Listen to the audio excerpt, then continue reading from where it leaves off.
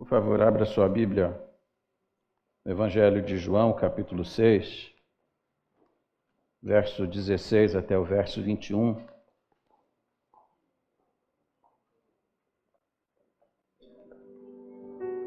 Um dos meus professores lá na Faculdade Teológica disse há poucas semanas atrás que se um texto ele não arder no coração do pregador, esse texto não deveria ser lido e pregado. Pois aqui está um texto que essa semana ardeu no meu coração. A gente nunca sabe quando uma tempestade vai acontecer ou uma circunstância, mas é sempre oportuno a gente ler aquilo que a Bíblia nos mostra em momentos como este. João capítulo 6, verso 16 a 21, a Bíblia diz assim: Ao anoitecer, seus discípulos desceram para o mar, entraram num barco e começaram a travessia para Cafarnaum. Já estava escuro e Jesus ainda não tinha ido até onde eles estavam. Soprava um vento forte e as águas estavam agitadas. Depois de terem remado cerca de 5 ou 6 quilômetros, viram Jesus aproximando-se do barco, andando sobre o mar, e ficaram aterrorizados. Mas ele lhes disse: Sou eu, não tenham medo. Então resolveram recebê-lo no barco e logo chegaram à praia para a qual se dirigiam. Que Deus abençoe a sua palavra. Quero convidar você para orar comigo mais uma vez. Ó Deus, obrigado pela palavra bendita que lemos, essa é a tua palavra. Suplicamos agora que teu Espírito Santo ilumine a mente do pregador, toque o coração dele, para que vidas aqui sejam edificadas, pessoas sejam salvas, se não aqui, pela internet, e também o teu nome seja glorificado. É a oração que eu faço humildemente, no doce e bendito nome de Jesus. Amém. Por favor, tome assento.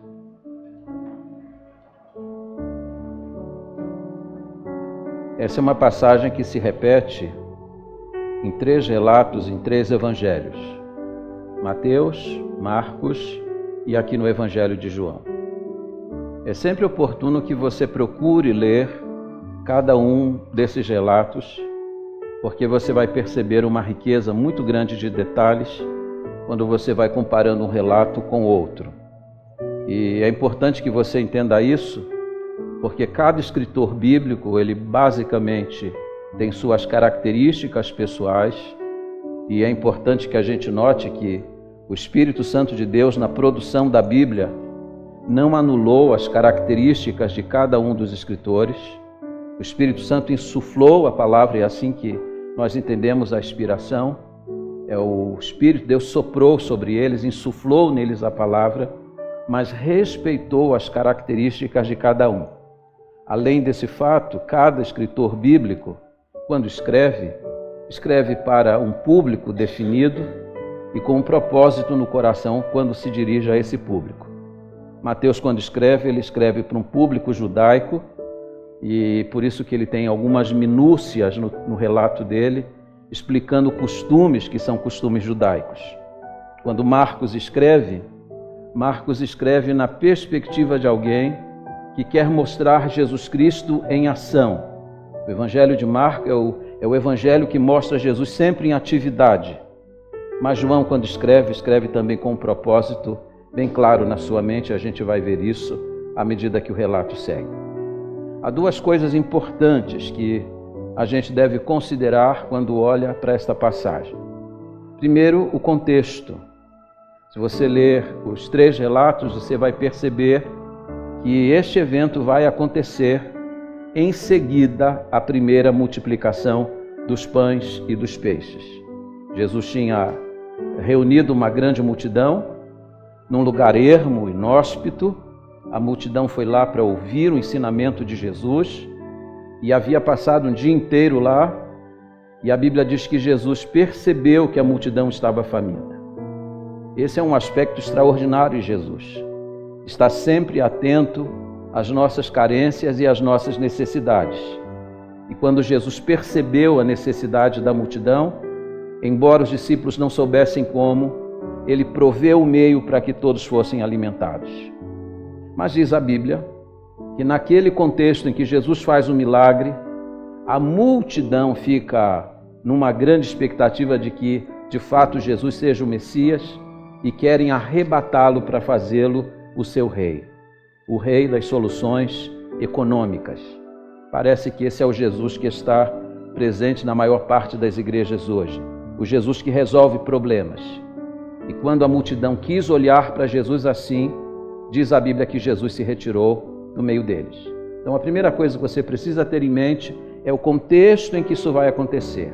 Jesus está fazendo um grande milagre de multiplicação de pães, atendendo necessidades emergentes, porque Ele também atende. Ele é aquele que atende às necessidades da nossa alma, mas é aquele que também está atento às necessidades diárias que a gente tem, inclusive de alimentos. E é maravilhoso pensar em Jesus assim. A segunda coisa que você precisa olhar nesta passagem é o propósito desta passagem, deste milagre.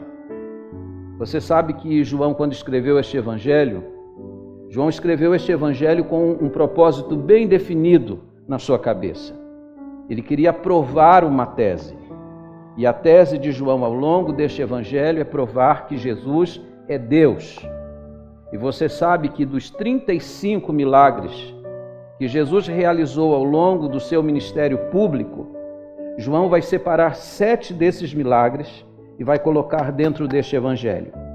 Este que está aqui é o 5º milagre que Jesus realizou e que está registrado neste evangelho. João olhou para este fato de Jesus ter caminhado sobre o mar, de Jesus ter dominado as forças da natureza, como uma prova cabal e insofismável de que Jesus é Deus.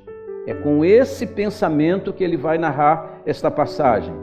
Ele não é apenas um grande mestre, ele não é apenas alguém que ensina coisas maravilhosas, ele não é apenas alguém que tem a capacidade de realizar milagres de cura, ele é alguém que tem o domínio absoluto da criação.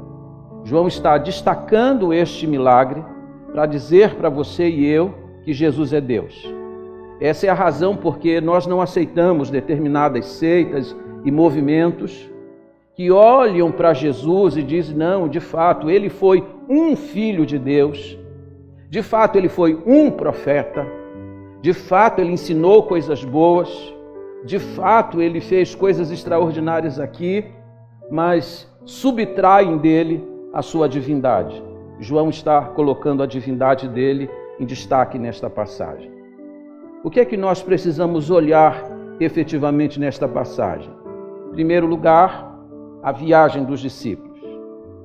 Se você olhar o texto e olhar os 3 relatos, vai perceber que Jesus, depois de ter feito o milagre da multiplicação dos pães, quando a multidão quer arrebatá-lo para fazer o seu rei, diz a Bíblia que imediatamente Jesus sobe ao monte para orar, sozinho, fora, longe dos holofotes. Grande prazer da vida de Jesus. Tem uma multidão querendo fazê-lo seu rei, mas Jesus se recolhe para ficar somente com Deus, mostrando para nós onde que estava o regozijo da sua alma.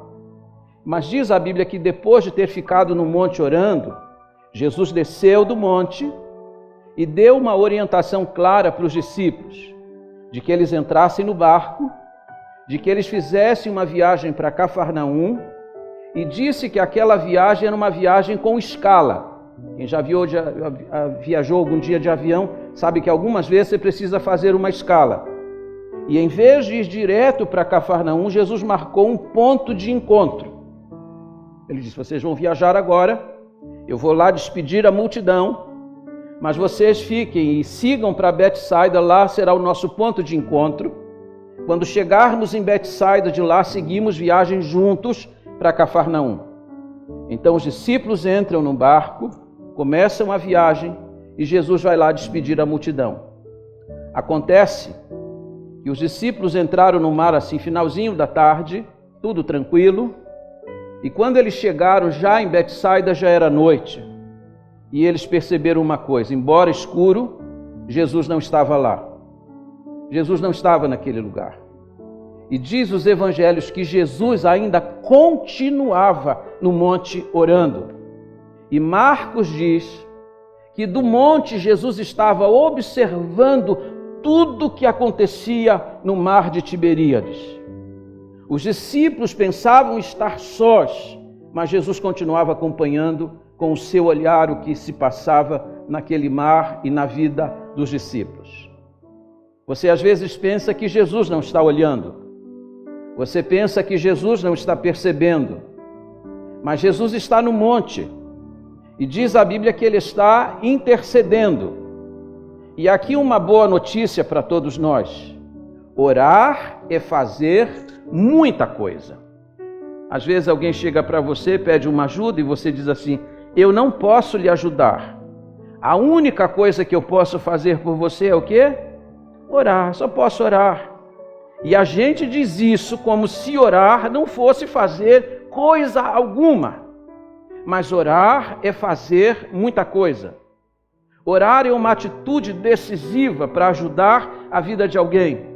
Os discípulos estão no mar. Uma tempestade vai se levantar e Jesus sabe que ela vai acontecer daqui a pouco. Ele está observando tudo do alto do monte, mas ele está orando por eles, intercedendo por eles, porque orar é fazer muita coisa. Segunda coisa que você deve olhar nessa passagem é a navegação dos discípulos. O texto vai nos mostrar que eles vão fazer a viagem. Você já viajou durante a noite com seu carro? Você sabe que à noite você perde bastante visibilidade. Mas já experimentou dirigir à noite com chuva? Gente, ninguém merece. Se você quer me chamar para um passeio de índio, me chama para dirigir à noite com chuva. Eu fico totalmente perdido e desorientado. E note que eu tenho uma estrada sinalizada. Eu tenho placas de indicação. Agora pense na situação dos discípulos. Segundo os relatos dos evangelhos, os discípulos fizeram uma viagem naquele barco, pelo menos essa era a intenção. Eles traçaram uma rota, assim, bem circulando o mar, assim na sua beirada, bem próximo da praia. Mas diz a Bíblia que em algum momento o vento norte começou a soprar.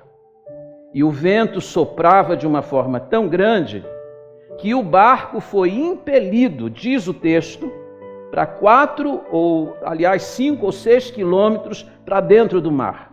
Eles iam costear o mar, mas o vento os empurrou para o meio do mar, para o lugar mais perigoso, para o lugar mais profundo. E diz a Bíblia que ali eles ficaram completamente desorientados. Já pensou no mar? Você ondas para cá, ondas para lá, você não vê mais nada porque está tudo escuro e você se pergunta em que direção eu estou indo. Eles estavam completamente desorientados, eles não tinham bússola. Os especialistas em viagem, sobretudo nessa região em que eu estive, dizem que se o vento começar a soprar, não comece viagem. E dizem isso ainda hoje com os barcos motorizados. Imagine a situação dos discípulos. Algumas vezes na vida a gente vai ficar assim, completamente desorientado. Às vezes nós somos alcançados por alguns problemas que você não sabe como sair deles. Você não sabe que direção você deve tomar. Você não sabe sequer se a direção que você está tomando é a direção certa. Pois esse era o dilema dos discípulos. Graças a Deus, eles estavam perdidos, mas Jesus sabia onde eles estavam, porque Jesus está acompanhando tudo com o seu olhar. Quando você não sabe para onde ir, Jesus sabe aonde você se encontra. Terceira coisa importante que essa passagem vai ensinar para a gente é sobre a angústia dos discípulos. Quando você lê Mateus capítulo 14, que é um registro a respeito desse fato, diz que um dos problemas que os discípulos viveram não foi apenas a noite, não foi apenas o vento, o fato de estarem desorientados, mas o tempo que eles ficaram lá. Mateus diz que Jesus foi ao encontro deles na 4ª vigília da noite. Você sabe que os judeus eles dividem a noite em 4 vigílias. E a última vigília é aquela que vai das 3 da manhã até as 6 da manhã. Quando foi que os discípulos entraram no mar? Finalzinho da tarde. Sabe o que isso significa? Que eles ficaram presos naquela tempestade, desorientados, por aproximadamente 10 horas. E quando você está vivendo uma situação de angústia prolongada, qual é a pergunta que você faz? Por que Jesus não acaba logo com isso? Por que Ele não vem logo? Por que Ele não me ajuda a vencer logo esse problema? Por que essa tempestade não passa? Será que Jesus não está olhando? Será que Jesus não se importa? Essa é a pergunta que domina o coração de quem sofre. Foi a pergunta de Marta e Maria quando Lázaro estava doente. Por que Ele não vem? Jesus não estava tão longe, estava ali bem perto. Quantas vezes você e eu já fizemos esta pergunta no meio da nossa angústia? Por que Jesus não deu cabo dela logo de imediato? Certamente na cabeça dos discípulos, logo que o primeiro vento começou a soprar, Jesus já deveria ter comparecido. Mas já era madrugada, eles estão no mar, cansados, desorientados, e Jesus não tinha vindo ainda. Por que será que Ele não veio logo? Porque Jesus esperou, e é assim na sua vida e na minha vida também. Jesus esperou a hora oportuna para agir. Enquanto você tem recursos, Ele não precisa intervir. Ele só intervém na hora em que seus recursos acabam, na hora que a sua força se esgota. Ele então encontra a oportunidade crucial para intervir na sua vida e agir com um portentoso milagre. Isso significa que se você está no meio de uma tempestade e Jesus ainda não interveio, é porque a hora certa ainda não chegou, mas vai chegar. Você pode dizer isso para quem está do seu lado? Sua hora vai chegar. Você está aí angustiado, preocupado, ansioso pela hora oportuna, mas Ele é que sabe a hora de agir. Quando você não tiver mais recursos, quando as suas forças se acabarem, quando todos os recursos da terra findarem, ali Ele vai ver a oportunidade para agir, para que você saiba que está diante de um milagre realizado pelo Senhor Todo-Poderoso, que é o Senhor Jesus Cristo. Amém? Quarta coisa importante para você olhar nesse texto é o espanto dos discípulos. Eles estão lá entre 3 e 6 da manhã, no meio da tempestade, e aí de repente, eles que estão com muita dificuldade de navegação, veem assim um vulto no mar, e diz a Bíblia que eles gritaram. Eles pensaram que estavam vendo o quê? Um fantasma. Fantasma existe, irmãos? Tem gente assim, fantasma não existe, mas que eu tenho medo, eu tenho medo. Tem crente que tem medo de fantasma, né? É importante que você olhe isso no texto. Você sabe que os judeus têm muitas histórias, muitas lendas, muitos mitos. E dentre esses mitos são os mitos que dizem que o mar é o lugar onde os demônios dominam. Quando você vê Deus abrindo o mar vermelho para Israel passar, quando você vê Deus intervindo para que o Jordão se abra, Deus está mostrando para Israel no Antigo Testamento que quem domina o mar não são os demônios, é o próprio Deus.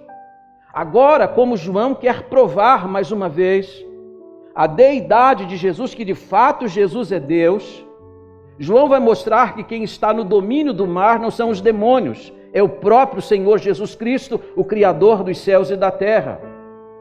Eles olham, eles se assustam, eles gritam de medo, imaginando estar vendo um fantasma.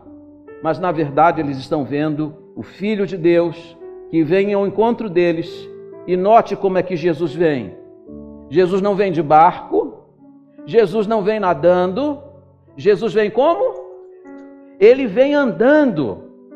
O que é que assustava os discípulos naquela hora? O mar. Mas sabe o que estava debaixo dos pés de Jesus? O mar. Aquilo que assusta você, aquilo que amedronta você, está debaixo dos pés do Senhor Jesus Cristo. Ele tem o domínio das coisas que assustam você. Tudo está debaixo dos seus pés. Aliás, é importante dizer que os críticos tentam negar esse milagre de Jesus. Diz que Jesus não estava andando coisa nenhuma sobre o mar. Foi uma ilusão de ótica. Os discípulos estão lá no mar, olham assim, Jesus está andando na praia, mas como é noite, eles pensam que Jesus está andando sobre o mar. Irmãos, eles estão a 5 ou 6 quilômetros no centro do mar. É noite. Certamente tinha nevoeiro, não tinha como olhar para a praia. Aliás, outros dizem, não, ele não estava andando na praia, ele estava andando sobre pedras que estavam escondidas no mar. É daí que vem a expressão, o caminho das pedras, sabia? Ele estava andando sobre pedras que estavam submersas. Aí os discípulos pensaram que ele estava andando sobre o mar. Quando se trata de negar o milagre, os críticos estão sempre apostos. Mas a Bíblia mostra que os discípulos que conheciam o mar de Tiberíades como a palma da mão, quando viram Jesus andando e reconheceram que era ele, a Bíblia diz que eles o adoraram. Eles o adoraram porque reconheceram que Jesus estava de fato realizando um milagre extraordinário. A quinta coisa importante desta passagem é a tranquilização dos discípulos. Diz os 3 evangelhos que eles ficaram aterrorizados. Mateus e Marcos diz que eles gritaram de medo. A mente da gente é fantástica. Às vezes elas criam coisas assim que a gente nem imagina. É uma mente muito criativa. E aquilo que já estava ruim, a mente fez ficar pior. Mas aí Jesus, como viu que os discípulos estavam assustados, procurou tranquilizá-los. Aliás, deixa eu dizer isso aqui para vocês. Antes de acalmar o mar, Jesus tratou de acalmar o quê? O coração. Você está esperando que Jesus venha, acalme as circunstâncias, mas a primeira coisa que Jesus espera que seja acalmado em você é o seu coração. Ele diz assim, não tenham medo, sou eu. E que coisa extraordinária. A palavra de Jesus trouxe paz ao coração dele.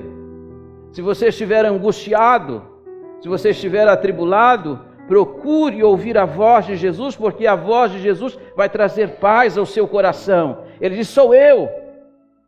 E esse sou eu aqui é o mesmo verbo egoimi, ou ainda o nome de Deus dito a Moisés lá no deserto do Sinai. Quando Moisés estava lá e ainda não conhecia Deus de uma forma profunda, e Deus se apresentou a ele através de uma sarça, ele perguntou qual é o seu nome. Deus disse, Yahweh. O meu nome é Yahweh, o meu nome é Eu Sou. Agora, quando Jesus brada ali no mar de Tiberíades, sou eu, é que no grego está ao contrário, mas é o mesmo Yahweh, sou eu, ou eu sou. E quando Jesus disse eu sou para ele, Jesus está dizendo, sabe quem está aqui? O próprio Deus. Vocês estão com medo? Sou eu que estou aqui. Não tenham medo. Sabe o que Jesus está dizendo para nós? Não importa o tamanho da tempestade. Se você sabe quem é Jesus, você pode descansar e lançar fora todo o medo. Amém? Ele traz paz ao nosso coração. Isso é extraordinário. A sexta coisa que você precisa ver nesta passagem comigo é a recepção dos discípulos. Diz a Bíblia que quando eles reconheceram, e Jesus se fez conhecer através da sua palavra, e Jesus sempre se faz conhecer através da sua palavra, é por isso que buscamos sempre a centralidade da palavra no culto. Jesus se revela por meio da palavra, sou eu.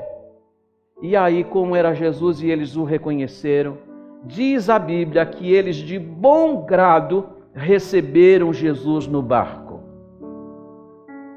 Mateus e Marcos não explicam como, mas a Bíblia diz, nesses 2 evangelhos, que quando Jesus entrou no barco, o mar se aquietou. Ele não explica se houve um fenômeno ou alguma coisa espetacular, mas o fato é que a Bíblia diz que bastou Jesus entrar no barco para que tudo se aquietasse. O que é que nós precisamos fazer no meio da nossa angústia? Chamar Jesus para dentro do nosso barco.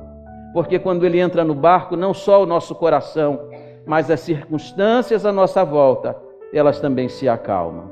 Bastou que Ele entrasse lá e então tudo se aquietou, provando mais uma vez que Ele é Deus. Se você me perguntasse assim hoje à noite, pastor, preciso ir para casa daqui a pouco, e eu não vou pregar muito tempo hoje, está frio, né? Que lições a gente deveria levar para casa de um texto como este? E eu pensei sobre isso, e eu queria compartilhar com vocês assim, em linhas bem rápidas, 4 considerações importantes quando a gente olha para essa passagem, sobretudo agora não olhando para os discípulos, mas para a atitude do Senhor Jesus Cristo. Primeira coisa que você precisa olhar aqui, a ordem de Jesus. Se você olhar os evangelhos, vai dizer lá que Jesus os compeliu a entrar no barco. Compelir significa assim, Ele os obrigou a começar aquela viagem.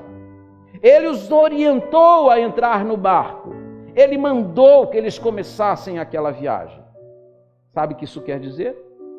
Eles começaram aquela viagem não em desobediência, mas obedecendo a uma ordem de Jesus. E aqui está um princípio. O fato de você estar obedecendo a Jesus, o fato de você estar no centro da vontade de Jesus, não significa que você não vá passar por uma grande tempestade. Eles enfrentaram a grande tempestade, mesmo estando fazendo a vontade do Senhor. Isso é maravilhoso. A segunda coisa que você deve observar comigo é a intercessão de Jesus. Jesus esteve orando por eles, antes e durante a tempestade. Você pensa que Jesus está indiferente à sua dor, você acha que Jesus não está percebendo, mas você conta com 2 intercessões poderosas e eficazes. O apóstolo Paulo disse que o Espírito Santo de Deus, ele intercede por nós com gemidos inexprimíveis, é a afirmação que ele faz a partir de Romanos, capítulo 8, verso 26. E quando o autor de Hebreus, no capítulo 7, verso 25, se refere a Jesus como nosso grande sacerdote, diz que ele vive sempre para interceder por nós. Eles estão no mar, estão na tempestade, estão na dificuldade, os recursos estão acabando, mas Jesus está no monte intercedendo. E eu posso garantir a você de forma insofismável, independente das circunstâncias de agora, Jesus está à direita do Pai, diz a Bíblia que Ele vive lá sempre para interceder, sempre para interceder. Sabe quem está orando por você agora? O Senhor Jesus Cristo, à direita do Pai, pois Ele estava orando em favor dos seus discípulos.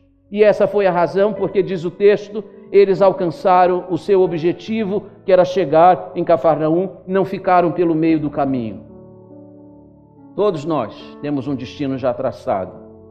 Nós vamos chegar em Canaã celestial. Até chegarmos ao nosso porto seguro, ainda temos muitas tempestades para enfrentar. Mas louvado seja Deus, não vamos ficar pelo meio do caminho, porque existe alguém intercedendo em nosso favor. O Senhor Jesus Cristo estava orando e eles então chegaram, diz o verso 21, que eles chegaram aonde tinham que chegar. Eles chegaram em Cafarnaum, chegaram aonde tinha sido projetada aquela viagem. A terceira coisa importante aqui, e que não está neste evangelho, mas está presente nos 2 evangelhos de Mateus e Marcos, nesse contexto dessa tempestade, é o socorro de Jesus. Mateus 14, verso 28 a 31, diz que quando Jesus se faz conhecido ali no mar, dizendo, sou eu, não temam, Pedro, meio titubeando, disse, se és tu, Senhor, se és tu. Mas ele teve um pouquinho de fé, não, irmãos? Se és tu, Senhor, manda que eu vá contigo. Vem cá, Pedro. Pedro desceu do barco e o que aconteceu? começou a andar, não tinha pedra debaixo do pé dele não. E ele começou a andar sobre o mar, igualmente Jesus. Mas diz a Bíblia que em um momento ele deixou de olhar para Jesus Cristo e começou a prestar atenção no vento e começou a prestar atenção nas ondas do mar. E quando ele começou a prestar atenção nessas coisas, diz a Bíblia que ele começou a afundar, e então ele gritou para Jesus: Senhor, me socorre! E Jesus estendeu a mão e o socorreu. Aí Jesus disse assim para ele: por que você é um homem tão tímido? Como é que não tem fé? Você já andou sobre o mar? Jesus disse que Pedro tinha uma pequena fé e ele foi capaz de andar sobre o mar. Que dirá da nossa fé, porque você não tem fé para andar sobre o mar? Mas Jesus estendeu a mão e o socorreu. É assim que acontece conosco também. Algumas vezes a gente tira os olhos de Jesus. Algumas vezes a gente olha mais para as circunstâncias do que para o poder insuspeito de Jesus Cristo. E quando a gente tira os olhos de Jesus, começa a acontecer conosco o que aconteceu com Pedro. A gente começa o quê? A afundar. E aí é hora de clamar: Senhor Jesus, me socorre. E louvado seja Deus, apesar da nossa pequena fé, Jesus tem sempre uma mão estendida para nos levantar, e é por isso que você está aqui de pé. Amém? Quarto e último lugar, e aí eu deixo vocês irem para casa, é a revelação de Jesus. Diz a Bíblia que quando Jesus entrou naquele barco, diz o Evangelho de Mateus, capítulo 14, verso 33, que quando Jesus entrou no barco, os discípulos o adoraram e disseram: verdadeiramente, tu és o Filho de Deus. Irmãos, os discípulos eram monoteístas, porque os judeus são monoteístas. Os judeus não adoram outro Deus que não seja o Deus verdadeiro. Portanto, quando os discípulos naquele barco adoram a Jesus Cristo, eles estão reconhecendo dentro daquele barco que Jesus é Deus. E note que eles não dizem apenas: tu és um Filho de Deus. Ele disse: verdadeiramente tu és o Filho de Deus. Tu és o próprio Deus encarnado. Irmão, Jesus ali no mar de Tiberíades dominou pelo menos uma dezena de leis que regem a natureza. A lei da hidráulica, a lei da densidade dos corpos, a lei da gravidade. Todas essas leis foram dominadas por Jesus Cristo. Eles disseram: somente Ele, Deus, poderia fazer isso. Eles o adoram. Qual é o desafio aqui para você hoje, que também está enfrentando uma dificuldade? É tirar os seus olhos dos ventos e dos mares e colocar os seus olhos em Jesus Cristo. Porque se há uma lição objetiva que esse texto ensina, é esta: se você sabe quem é Jesus Cristo, você não deve temer coisa alguma. Louvado seja o nome do Senhor. A igreja em pé, por favor. Você gostaria que eu orasse em favor da sua vida? Levantou-se uma tempestade, você está desorientado no meio dela, não sabe que direção tomar. Jesus sabe, porque Ele tem controle de tudo. Ele já até sabia da tempestade antes dela chegar. Vamos falar com Ele nessa hora? Se você está nessa circunstância, eu sempre ensino aqui na igreja que quando você vai adorar, você levanta as suas mãos. Mas quando você vai orar e você carece de um favor de Jesus, você faz assim, ó. Você abre a sua mão pela fé e diz assim: Senhor, eu preciso muito dessa bênção. Se você precisa dessa bênção, abra as suas mãos pela fé. Eu vou orar por sua vida nessa hora. Vamos confiar a nossa vida ao Senhor Jesus Cristo, porque Ele está aqui. Senhor Jesus Cristo, obrigado pela Tua palavra. Obrigado porque no meio das nossas angústias, nós ouvimos a Tua voz bradando: sou eu, não tema. Louvado seja o Teu nome, Senhor, porque as tempestades desta vida não podem nos afastar do nosso porto seguro. Obrigado porque ainda que fazendo a Tua vontade tantas vezes, nós sintamos o vento e as tempestades nos alcançando. Mas nós te louvamos porque tu tens o domínio absoluto de toda a criação. Tu és o Deus que controla todas as coisas e pode dar ordem para que elas se acalmem. Colocamos nossa vida nas tuas mãos. Pedimos que o Senhor nos conduza em fé para mais uma semana. Ainda que a tempestade não cesse agora, que o nosso coração se acalme pela certeza de que temos um Cristo que nos acompanha com os seus olhos e com a sua intercessão eficaz. Abençoa meus irmãos, abençoa a igreja, abençoa-nos para mais uma semana e permita que voltemos aqui mais uma vez para ouvir a tua voz e sermos acalmados e abençoados por ela. Eu oro assim com os meus irmãos, no nome precioso e santo de Jesus. E seja sobre nós agora o amor de Deus, o nosso eterno e bendito Pai, a graça do nosso Senhor e Salvador Jesus Cristo, e seja assim também as consolações do Espírito Santo de Deus, o Paráclito Divino, a terceira pessoa da Trindade, seja sobre a Igreja Batista Cristo Salva e sobre todo Israel de Deus espalhado em toda a face da terra, hoje e para todos sempre. Amém e amém.